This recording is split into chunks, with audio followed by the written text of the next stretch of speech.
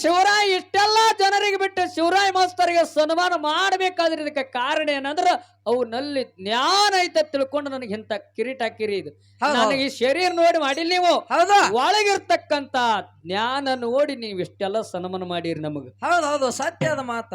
ಹೌದಲ್ಲ? ಶರೀರದೊಳಗೆ ಅಳಿಲಿಕ್ ಬರ್ತೈತೇನ? ಇಲ್ಲ. ಹಂಗ ವಿದ್ಯೆ ಇಲ್ಲದವನ ಮುಖವು ಹಾಳುರ ಹತ್ತಿಗಿಂತ ಕಡಿ ಅಂತ ಹೇಳಿ ಮಹಾತ್ಮರು ಹೇಳ್ಕೊತ ಬಂದಾರ. ಹೌದು, ಮನುಷ್ಯನಲ್ಲಿ ಜ್ಞಾನ ಇರಬೇಕು. ಜ್ಞಾನ ಇತ್ತಂದ್ರ ಜೀವನದೊಳಗ ನಾವು ಹೆಂಗಿರ್ಬೇಕು, ನಾವು ಏನು ಮಾಡಬೇಕು, ಏನು ಬಿಡಬೇಕು ಅಂತಕ್ಕಂಥದ್ದು ಅದನ್ನ ಠರಾವ್ ಮಾಡಿ ಪಾಪ ಯಾವುದು, ಪುಣ್ಯ ಯಾವುದು, ಅಧರ್ಮ ಯಾವುದು, ಅತ್ಯಾಚಾರ ಯಾವುದು ಅಂತಕ್ಕಂಥದ್ದು ಗೊತ್ತಾಕದ. ಅಂತ ಜ್ಞಾನ ನಿನ್ನಲ್ಲಿ ಉತ್ಪತ್ತಿ ಐತಂದ್ರ ಏನಕ್ಕದ? ನಿನ್ನಲ್ಲಿ ಕರ್ಮ ಆಗಂಗಿಲ್ಲ. ಕರ್ಮ ಆಗ್ಲಿಕ್ಕಂದ್ರ ನಿನ್ನಲ್ಲಿ ಧರ್ಮ ಉತ್ಪತ್ತಿ ಆಗ್ತದೆ. ಧರ್ಮ ಉತ್ಪತ್ತಿ ಆಯ್ತಂದ್ರ ನಿನ್ನಗ ಮೋಕ್ಷಕ್ಕೆ ಹೋಲಕ ದಾರಿ ಸಿಗ್ತೈತಿ ಜ್ಞಾನದಿಂದ. ಹೌದೌದು. ಒಂದು ಉದಾಹರಣೆ ಹೇಳುದದ. ಏನ್ರಿಪ್ಪ ಉದಾಹರಣೆ? ಉಂಡಾಡ ಪದಮಗೊಂಡ. ನಮ್ಮ ಹಾಲು ಮತ್ತದನ್ನ ಸ್ಟೋರಿನ ಮಾತಾಡಕೋತ ಬರ್ಬೇಕು. ಹೌದೌದು, ಬ್ಯಾರೆ ವಿಷಯ ಮಾತಾಡುದಿಲ್ಲ. ಹೊರಗಿಂದ ಬ್ಯಾಡ ನಮಗ.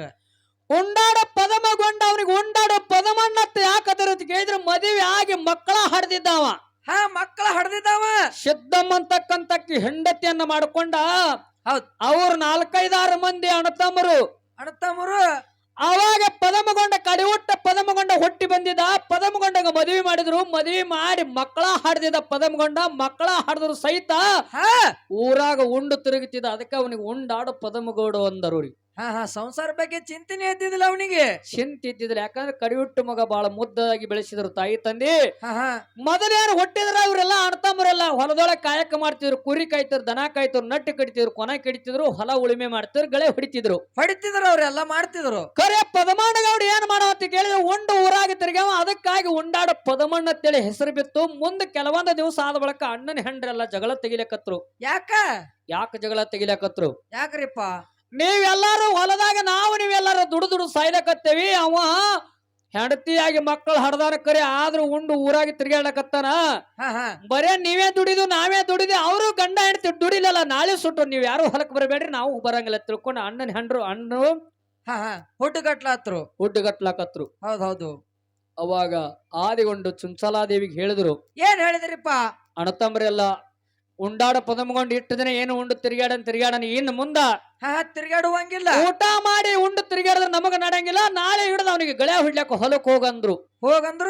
ಅವಾಗ ತಾಯಿ ಇದ್ದಕ್ಕೆ ದುಃಖ ಮಾಡ್ಲಕತ್ರು. ಏನ್ ಮಾಡ್ತಾಳ್ರಿಪ್ಪ? ಹುಟ್ಟಿದ ಮಗ ಇಚ್ಚ ಕಡೆ ಕಟ್ಟಿ ತೆಗೆದು ಇಚ್ಚ ಕಡೆ ಇಟ್ಟಿಲ್ಲ. ನಳ್ಳನ ಕಾಲ ಬಿಸಿಲಾಗಿ ಇಟ್ಟಿಲ್ಲ. ಹೊಟ್ಟೆ ಅಂತ ಮುದ್ದುವಾಗಿ ಬೆಳೆಸಿರ್ತಕ್ಕಂತ ಮಗನಿಗೆ ಅಡವಿಗೆ ಹೆಂಗ್ ಕಳಿಸೋದಪ್ಪ? ನೀವೇ ಎಷ್ಟು ಮಾಡ್ತೀರಿ ಮಾಡ್ರಿ, ಉಳಿದಿದ್ದು ಬಿಡ್ರಿ, ಮತ್ ನಿಮ್ಮ ಅಪ್ಪ ಮಾಡ್ತಾನತ್ತಿದ್ಲ ತಾಯಿ. ಎತ್ತಿದ್ಲು. ತಾಯಿ ಕರ್ಲ್ ಹಂಗೆ ಹೇಳ್ರಿಪ್ಪ. ಅದು ತಾಯಿ ಕಳ್ಳ ಅಂದ್ರ ಅಂತ ದೊಡ್ಡದು. ಹೌದು.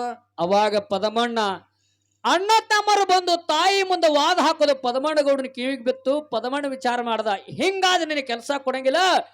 ತಾಯಿಗೋಗಿ ಹೇಳ್ತಾರ, ತಾಯಿ ಅಣ್ಣ ತಮ್ಮರ ಜೋಡಿ ಕದನ ಮಾಡೋದು ಸರಿ ಅಲ್ಲ. ನಾನು ದೊಡ್ಡವಾಗಿನ ಇಟ್ಟು ದಿನ ಏನು ಉಂಡು ತಿರುಗಿನ ತಾಯಿ. ಹೌದು. ನಾಳೆ ಸುಟ್ಟ ನಾನೇ ಹೊಲಕ್ಕೆ ಗಲೆ ಹೊಡ್ಲಕ್ ಹೋಗ್ತೀನಿ ತಿಳ್ಕೊಂಡು ಪದಮಣ್ಣ ಮೂಡಲ್ ಹರಿಯುವ ಮುನ್ನ ಎತ್ತುಗಳ ಕೊಳ್ಳ ಕಟ್ಕೊಂಡ ಜತ್ತಿಗೆ ಇವತ್ತಿಗೆಲ್ಲ ನಗ ಒದ್ದೆ ಎಲ್ಲ ತಗೊಂಡ ಸಜ್ಜು ಮಾಡ್ಕೊಂಡ ಎತ್ತಿಗಡ್ಯಾಗ ಸಜ್ಜು ಮಾಡ್ಕೊಂಡ ಬಂದ ಜಾಗ್ರತ ಭೂಮಿ ಒಳಗ ನೇಗಲಾಗೋಡಿ ಹೊಡಿಲಕತ್ತ. ಅವಾಗ ಗಳಾಕ್ ಹೋಗುವಂತ ಟೈಮದೊಳಗ ಪದಮಣ್ಣಗೌಡುಗ ಆದಿಗೊಂಡೊಂದು ಮಾತು ಹೇಳಿದ. ಏನ್ ಹೇಳಿದಾರಪ್ಪ?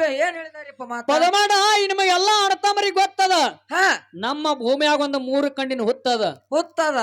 ಆ ಹೊತ್ತಿಗೆ ನಾವ್ ಎಂದೂ ಗಳೆ ಹಚ್ಚಿಲ್ಲ, ಎಂದೂ ಗಳೆ ಹೊಡೆದಿಲ್ಲ. ಒಟ್ಟೆ ನೀ ಯಾನರೇ ತಪ್ಪಿ ಅಲ್ಲಿಗೆ ಹುತ್ತಿ ಗಳೆ ಹಚ್ಚಿಗಿಚ್ಚಿ ನೀ ಏನು ಹೊಡೆವಿದ್ಯಾ ಹುತ್ತ ಬಿಟ್ಟು ಬ್ಯಾರೆ ಕಡೆ ಗಳೆ ಹೊಡಿಕರೆ ಹುತ್ತಿಗೆ ನೆಗಲ ಹಚ್ಚಬಾರ್ದಂದ ಎಚ್ಚರಿಕೆ ಕೊಟ್ಟ. ಪದಮಣ್ಣ ಅದನ್ನ ವಿಚಾರ ಮಾಡ್ಲಾರ್ದೆ ಬಂದು ಏನ್ ಮಾಡ್ತಾನೆ? ಸೂರ್ಯ ದಿಕ್ಕಿಗೆ ಎತ್ತಗಳಿಂದರಿಸಿ ಕೊಳ್ಳ ಕಟ್ಟಿ ಹೊಡಿಲಕತ್ತ. ಅದೇನು ಯಾವ ಕಾಲಕ್ಕ ಏನೇನ್ ಆಗ್ಬೇಕದಲ್ಲ ಆಗ್ತಿರ್ತದ ಭಗವಂತನ ಲೀಲಾ. ಅದು ಎತ್ತುಗಳು ಚಕ್ಕೊಂಡ ಹಂಗ ಎಳ್ಕೊಂಡು ಹೋಗಿ ನೇಗಲ ಎಲ್ಲಿ ಹತ್ತತಿ ಕೇಳಿದ ತಂದಿ. ಯಾವಾಗ ಏನು ಬ್ಯಾಡ ಅಂದಿದ್ದ ಅದೇ 3 ಕಣ್ಣಿನ ಹುತ್ತಿಗೆ ಹೋಗಿ ನೇಗಲ ಸ್ವಲ್ಪ ಮ್ಯಾಗ ಹತ್ತಿ ಬಿಡ್ತದ. ಯಾವಾಗ ಹುತ್ತಿನ ಬಾಯಿ ಬಂದಾಗಿತ್ತು ನೇಗಲಿ ಹುತ್ತಿನ ಬಾಯಿ ಕುಲ್ಲಾಗಿ ಬಿಡ್ತು, ಓಪನ್ ಆಯ್ತು. ಅವಾಗ ಹುತ್ನ್ಯಾಗ ಅಸಂಖ್ಯ ಕುರಿಗಳಿದ್ದು ಮೊದಲ ಪಾರ್ವತ ದೇವಿ ಪರಮಾತ್ಮ ಕಾಯ್ದು ಹಾಕಿರ್ತಕ್ಕಂತ ಕುರಿಗಳದರಾಗ ಅದ್ರಾಗಿತ್ತು ಅವು ಅಸಂಖ್ಯ ಕುರಿಗಳಿದ್ದು. ಹೌದು ಯಾವಾಗ ಹುತ್ತಿನ ಬಾಯಿ ತೆರಿತು, ಮ್ಯಾಲಿಂದ ಬೆಳಕು ಒಳಗ ಭೂಮ್ಯಾಗ ಬಿತ್ತು, ಹುತ್ತಿನಾಗ ಬಿತ್ತು. ಅವಾಗ ಹುತ್ತಿನ ಕುರಿಗಳೆಲ್ಲ ಅಸಂಖ್ಯ ಕುರಿಗಳೆಲ್ಲ ಹೊರಗೆ ಬರ್ಲಿಕ್ಕತ್ತು. ಹೌದಪ್ಪ ಹೌದು. ಪದಮಣ್ಣಗ ಕುರಿ ಅಂದ್ರ ಗೊತ್ತಿಲ್ಲ, ಮರಿ ಅಂದ್ರ ಗೊತ್ತಿಲ್ಲ, ಮುಂದಿನ ಜ್ಞಾನನೇ ಅವ್ರಿಗಿಲ್ಲ. ಹೌದಪ್ಪ ಹೌದು. ಏನು ಇಲ್ಲಾರ್ದ ಪದಮಣ್ಣ ವಿಚಾರ ಮಾಡಕತ್ತ, ಏನು ಹುಳ ಅದಾವ ಭೂಮಿ ತುಂಬಾ ಹರಿದಾಡಿ, ಹೌದು ಇನ್ನೆಲ್ಲಾ ಭೂಮಿಯಾಗಿರ್ತಕ್ಕಂತ ಬೆಳಿ ಎಲ್ಲ ನಾಶ ಮಾಡ್ತಾವ. ಇವಕ್ ಇಲ್ಲೇ ಗೊತ್ತಿನಾಗ ಹಾಕಿ ಸುಡ್ಬೇಕ ತಿಳ್ಕೊಂಡ ಹೊಲ್ದಾಗಿರ್ತಕ್ಕಂತ ಚಗಳ ತಂದು ಬನ್ನಿಗಿಡ್ದು ಬಡ್ಡಾಗಿರ್ತಕ್ಕಂತ ಅದೇನದಾವು ಹಿಂದಿನ ಕಾಲಮಾನದಾಗ ಇರ್ತಿದ್ವಲ್ಲ ಚಕಮಕಿ. ಹೌದಪ್ಪ ಹೌದು. ಅವೆಲ್ಲ ಚಕಮಕಿ ಬನ್ನಿಗಿಡ್ದು ಬಡ್ಡಾಗಿಟ್ಟು ಹೋಗಿದ್ರತ ಆಗ. ಹೌದಪ್ಪ ಹೌದು. ಯಾಕಂದ್ರ ನಾವ್ ಕೆಲವೊಬ್ರು ಕೇಳ್ತಾರ, ಅವಾಗ ಪದಮಾಡಗೌಡ ಬೆಂಕಿ ಹಚ್ಚನ ಕಡ್ಡಿಯಲ್ಲಿ ತಂದಿದ ಅಂತ ಕೇಳ್ತಾರ ಕೆಲವ್ರು. ಹೌದಪ್ಪ ಹೌದು. ಆಗಿನ ಕಾಲಮಾನದಾಗಲ್ಲ ಬೆಂಕಿ ಉತ್ಪತ್ತಿ ಆಗ್ಬೇಕಾದ್ರೆ ಚಿಲಿಮಿದಿಂದ ಮಾಡ್ದ ಏನದು ಚಕಮಕಿದಿಂದ, ಉಕ್ಕಿನ ಗಟ್ಟಿದಿಂದ. ಹೌದಪ್ಪ ಹೌದು. ಆ ಬನ್ನಿಗಿಡ್ದು ಬಡ್ಡಾಗಿರ್ತಕ್ಕಂತ ಉಕ್ಕಿನ ಗಟ್ಟಿ ತಂದ ಹೊಡೆದ ಬೆಂಕಿ ಮಾಡಿ ತಿದ್ದಿ ಅದಕ್ಕ ಊದಿ ಮಾಡಿ ಬೆಂಕಿ ಹಚ್ಚದ ಹೊತ್ತಿಗೆ ಹೌದು.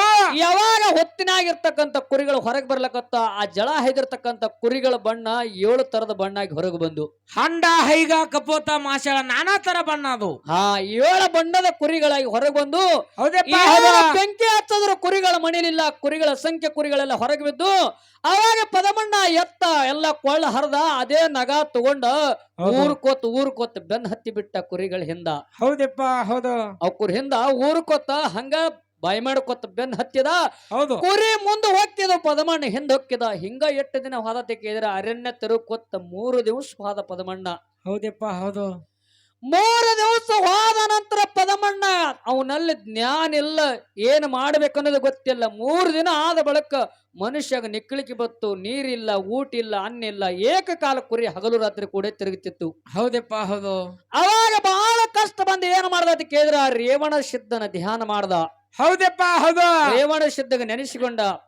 ಯಾಕ ರೇವಣ ಸಿದ್ಧ ನೆನೆಸಿಕೊಂಡ ಕೇಳಿ ಮತ್ತ ಪದಮಗೊಂಡನ ಮನಿ ದೇವರ ರೇವಣ ಸಿದ್ಧ ಅಂತೇಳಿ ಆದಿಗೊಂಡ ಅವನಿಗೆ ಮಗನಿಗೆ ಹೇಳಿದ್ದ. ಹೌದಪ್ಪ ಹೌದು. ಅವಾಗ ರೇವಣ ಸಿದ್ಧ ಅಂತೇಳಿ ಒಂದು ಶಬ್ದ ಅಂದಾಗ ಅವಾಗ ಕರೆದಾಗ ಬಾರದೆ ಇರುವನ ದೇವರು ಭಕ್ತರಿಗೆ ಕಷ್ಟ ಬಂದಾಗ ಭಕ್ತಿದಿಂದ ಕರೆದ್ರು ಬರ್ತಾನಂತಕ್ಕಂಥದ್ದು ಒಂದು ಉದಾಹರಣೆಗಳದಾವ.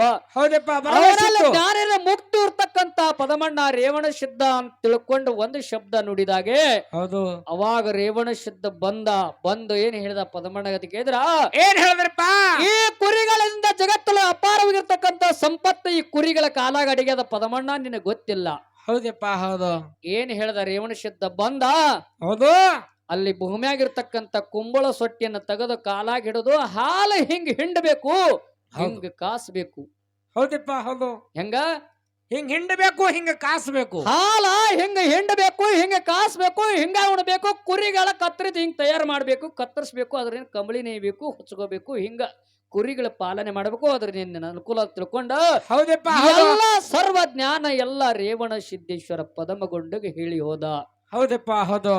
ಆ ಜ್ಞಾನದಿಂದ ಪದಮಗೊಂಡ ಹೌದು ಮುಂದ ಕುರಿಗಳ ಪಾಲನೆ ಪೋಷಣೆ ಮಾಡ್ಕೊತ ಕಂಬಳಿ ನೈಕೋತ ತನ್ನ ಕೆಲಸಗಳನ್ನ ಮಾಡ್ಕೊತ ಎಷ್ಟೋ ವರ್ಷ ಕಾಡಿನೊಳಗ ಕಾಲ ಕಳೆದ. ಅಲ್ಲಿ ಚುಮಲಾದೇವಿಯನ್ನ ಕಾಡಿನೊಳಗ ಚುಮಲಾದೇವಿಯನ್ನ ಮದುವೆ ಮಾಡಿಕೊಂಡು ಎಷ್ಟೊಂದು ವರ್ಷ ಆದ ಬಳಿಕ ಮತ್ತ ತನ್ನ ಊರಿಗೆ ಬಂದ. ಇದು ನಮ್ಮ ಜ್ಞಾನದಿಂದ ವಿಷಯ.